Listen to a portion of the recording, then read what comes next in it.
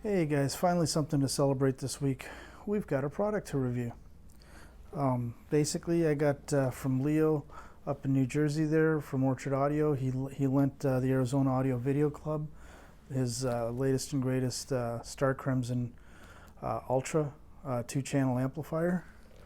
It's basically rated for 500 watts times 2 into 4 ohms, 250 watts into 8 ohms, and 125 watts into 16 ohms. So you can drive everything from a Zoo Audio Dirty Weekend, which is, I think, his Sean Casey's ratings are typically 16 ohms, to my 901s, which are basically 7.5 to 8 ohms, depending on what the multimeter decides to tell me at that time. To these, I believe these are 6 ohms nominal, the Kef R3s, but they will dip into the 4 ohm region, so not an issue. I've been having a lot of fun with this stuff since I got it from our club president on Tuesday. I basically left the amp on 24/7, and honestly, Andrew Robinson is right. Break-in is bullshit. Most of this stuff is already broken in from the factory, like burned in, time-wise. I couldn't hear a difference between I plugged this thing in on Tuesday and today's Friday night. It sounded great on Tuesday, and it sounded great tonight. And then I've been playing like the kind of music I like as well. And make a long story even longer, yes, Leo's still using his GAN devices that so many other higher-end manufacturers are using. They actually, this go around, to me, they sounded better. The number one thing was it was able to drive my 901s like a champion. No complaints there. Tons of bass, sweet highs, beautiful mid-range. For a pair of 901s and the way I got it set up in the room, I've got a pretty decent phantom center image. For example, if I'm watching TV, the voices actually feel like they're coming from the TV, not outside the TV and in the speakers and Never Neverland type of thing. Okay, let me start with the R3s. Okay, so this will be the Kef R3 review, and I'm doing a printout review of this for the club, for the newsletter, so I'll try to give you guys a link to share for that stuff. Fired up the R3s because I needed a pair of speakers that were true reference quality, so to speak. I know how they sound. I know that it's not just by reputation, it's how they sound in my room. So I fired these things up first. Basically listened to them since Tuesday till right about this morning. Exactly what I expected. Very sweet high end, excellent mid range. And because the amp has a lot of junk in the trunk now, the bass kicks in when it's supposed to. Like, for example, if we were watching some movies on Netflix and things like that and Amazon, and even though I'm using the 2-channel mode, right, anytime any kind of special effects would kick in, explosions or deep rumbles and stuff like that, these things hit 40 hertz like it's nobody's business. For a small bookshelf, they sound and feel like a pair of tower speakers. So, I did my critical listening and all that. Again, I'm not going to go through all the audiophile adjectives and all the bullshit. Well, the one thing I will tell you guys, I purposely did not put any, there's no tube preamp, nothing. It's basically my usual stack over here with the Blue Sound Node 2i for all my PCM tracks, both streaming tracks and my what's on my hard drive. The Sony and Ottervana, the Sony for spinning SACD discs, and Ottervana so I can play my DSD files. Everything's going into the direct stream DAC with Sunlight installed, and out the direct stream DAC directly into the amplifier. The only time I'm coloring the sound, so to speak, is for the 901s, which of course I have to. But when I was running the Kefs, and this weekend I'm going to be running the Open Baffle debacles, that's another story, but that'll be in the third part of the video. So yeah, I didn't want to put a preamp in there because I didn't want anything to influence the sound of the amplifier, right? Because I just wanted to hear the amplifier on its own. Didn't have to compensate for this room because I've been compensating for this room for almost a year now. So anyway, sound quality wise, yes, it kicks ass.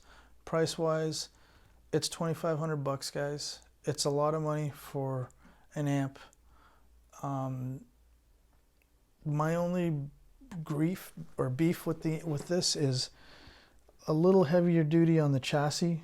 Would have been nice because I see how Leo's got a nice thick front bezel on this. It would have been nice to have duplicated this on the back because the thin gauge metal that he's used when you, like I use all XLRs, I don't use RCAs anymore, right?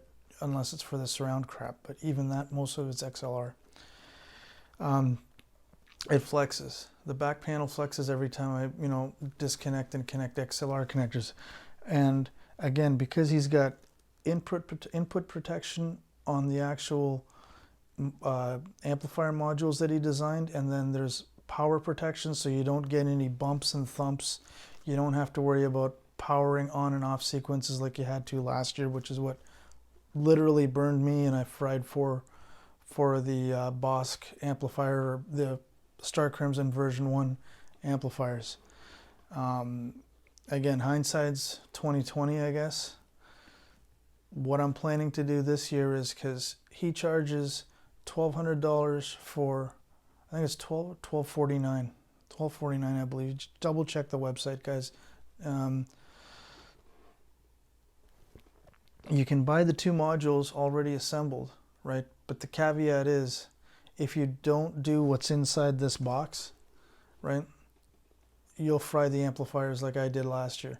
And because the price is, I think it's $750 now for a pair of the old amps, and it's $1,200 and change for the newer version. And again, please guys, check the website for the pricing, because just because I said it doesn't mean it's true. So yeah, if you want to DIY it, and I'm gonna make sure there's a picture in the video of, I did crack the top open. You should build it the way Leo's done it inside this guy. Power supplies, yes, you can use toroidals like I'm going to use for my setup, but where the old amps only needed one power supply, positive volt, 57 volts coming in, this guy needs a plus and a minus.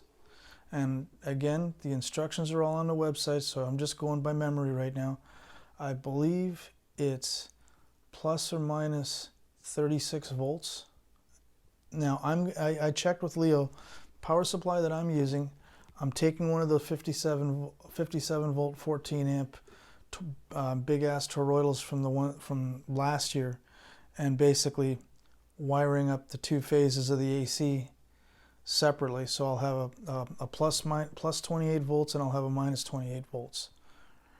And so he said that's cool, I can run it that way, but he says you're not going to get the 500 watts. But I said, for what I'm going to do with it, I don't need 500 watts.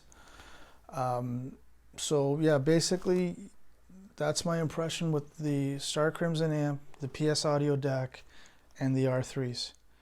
I'm going to use that fucking word tube-like, or tubiness, because it really is.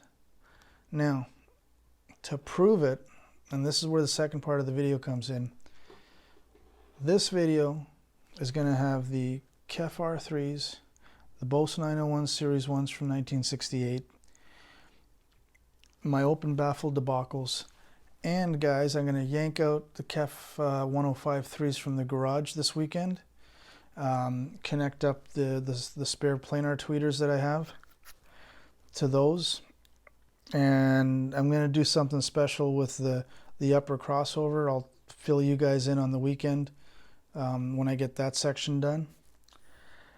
And yeah, so that's my impressions of the R3. Now, the Bose 901s, holy fuck.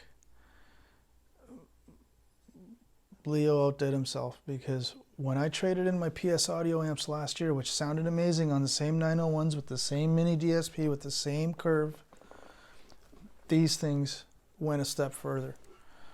Not only is the soundstage and the imaging